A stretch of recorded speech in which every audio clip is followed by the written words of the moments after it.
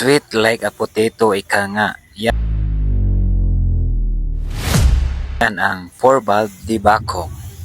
So, andito nga pala tayo ngayon sa ating next episode sa ating mini vlog mga choy.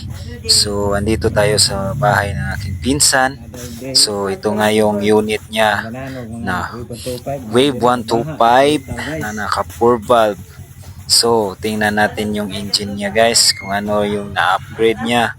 So, ito na ngayon. So, naka-sniper head.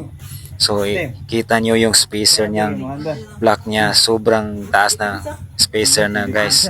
So, malaki yung karga nito. So, ang builder nga pala nito ay yung kamag-anak ko lang din. So, si GR Works. So, ako nga lang yung hindi pa nakapag-build ngayon. So, ito, meron din itong Wave 125 na kulay black.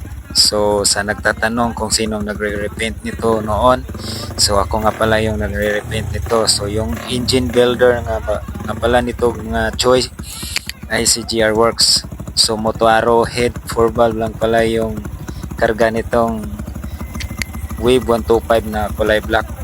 So, tingnan yung sound check natin.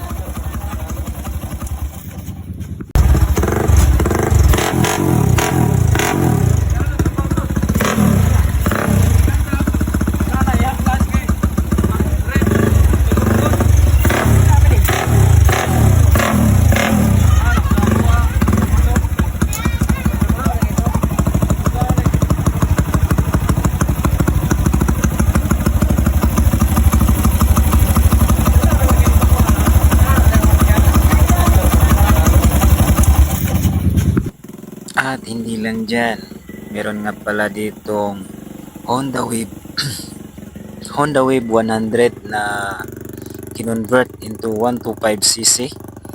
So, sniper head din ito. Pitts Bike brand yung head niya mga choy.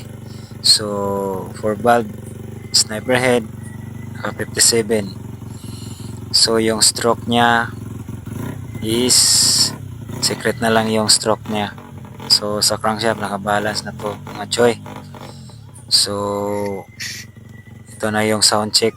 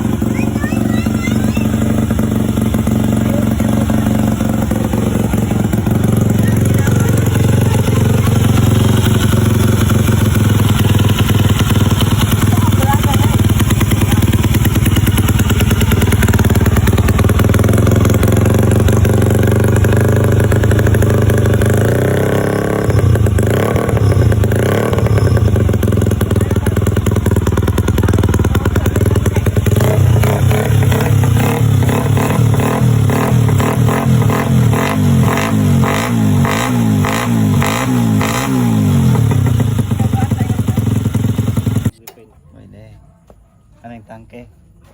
Ah, tangke na di ay.